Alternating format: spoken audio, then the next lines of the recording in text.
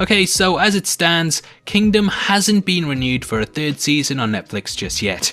Whilst this would normally be worrying, as shows tend to be renewed almost instantly if they're going ahead, there is a lot going on right now.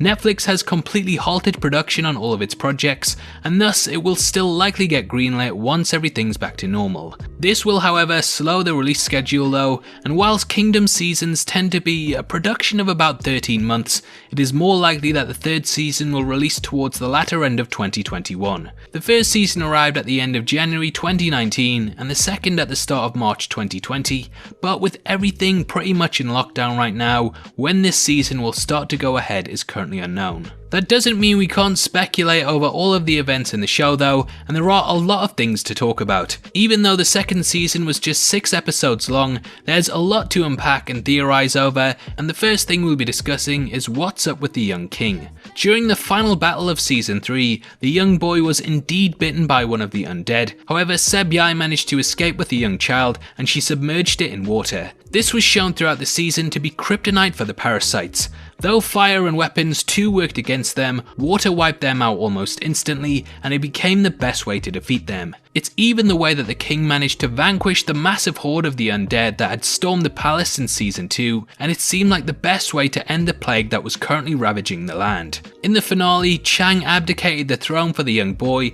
and after a big time jump we saw him as the ruler of the kingdom. He was apparently infection free, however in the final few scenes of season 2 we caught a glimpse of a worm in his body travelling from the original bite up to his brain. A lot of people were left confused because the boy was not showing any signs of infection beyond the worm, and Sae-byeon's research showed that the disease did not affect newborns in any way. Yet somehow, the disease still remained inside his body even after he'd been submerged in water and had likely bathed countless times growing up. So what exactly is going on? Well, we do know through the research carried out by the physician that over time the parasites have the ability to mutate. This was documented throughout both seasons of Kingdom, and every time they seem to come back stronger and better adapted to the environments. Sae-byeon also documented that the plant had several capabilities that they were not aware of, so there are a lot of possibilities going forward.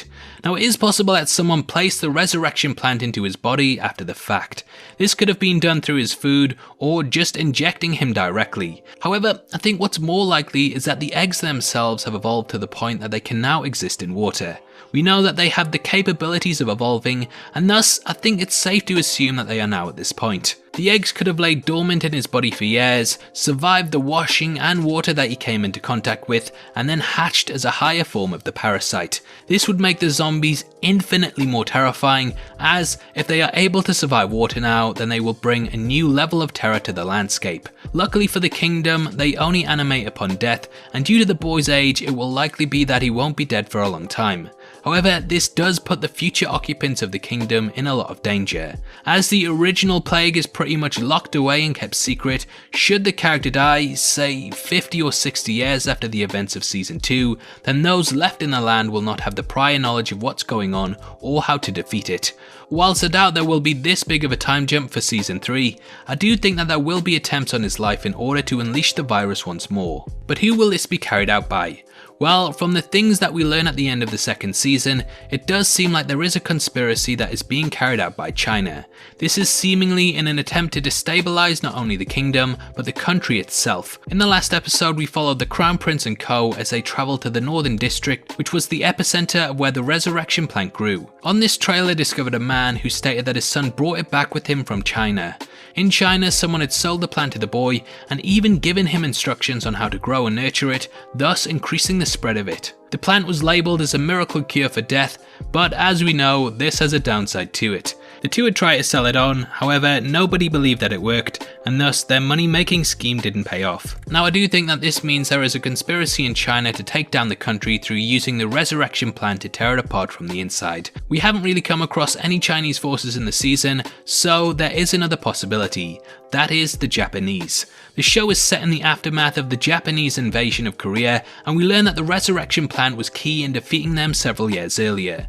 Now they could have learned of this during the conflict, and they may have decided to fight fire with fire and take out their enemies by by using their own weapons against them. Personally though, I think the inclusion of China actually points to something else. It is possible that during the conflict between Korea and Japan, that China realized it could take out both sides in one fell swoop. I believe that China supplied the resurrection plan to the Korean forces during the battle in order to help wipe out the Japanese. With one kingdom decimated in the war, all that was left was a severely depleted Korea. China then struck whilst the iron was hot and also unleashed the plague on their country. This theory is kind of akin to the Siamese fighting fish seen in From Russia with Love, in that we learn when three are placed in a tank together, one tends to hang back and let the other two fight one another whilst it waits. By the time the survivor of the two has won, it's so exhausted that it cannot really defend itself, and then the other sneaks in.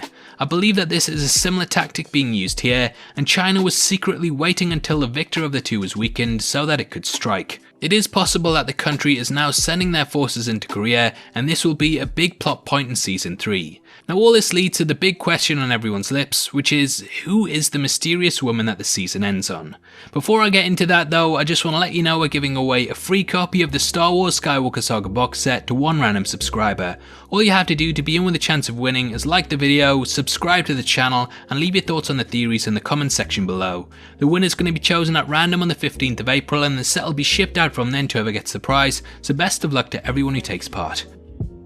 Okay, so the finale of Season 2 ended with the group investigating the northern province, and here they came across a mysterious woman in a deserted village. There's two possibilities that I'll be discussing, and I'd of course love to hear your thoughts on which one you think is true. Okay, so on their way they came face to face with a zombie that had a bell around its ankle, and from this we can speculate that she's been testing them, or at least keeping an eye on their movements. She is clearly not willing to kill them, and is keeping them alive for some reason, hence why she is needed to add the bells to them.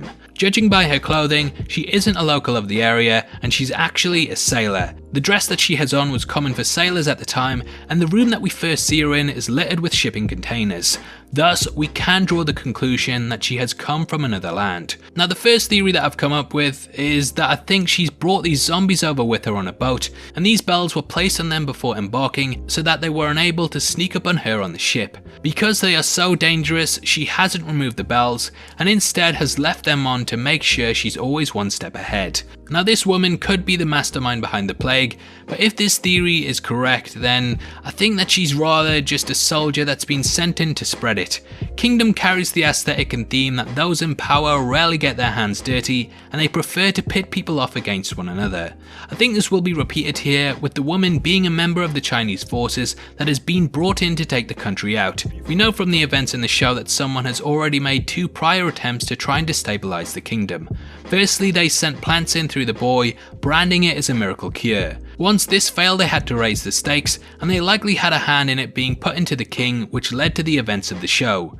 After these two attempts failed, it is possible that they drafted in this sailor to cause their new own outbreak in the country that will spread from the north to the south. Now, whilst there is potential here that she is doing this, there's also another possibility that too ties in with her being a sailor. It may be likely that she's actually a native of the village that has been out traversing the sea.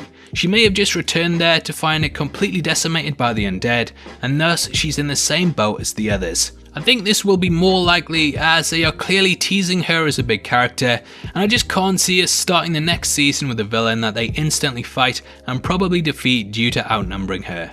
I think she will likely bring a lot of new information for the group and will aid them in their quest to get to the bottom of it all. Though we won't find out for what's going to be a hell of a long time, I'm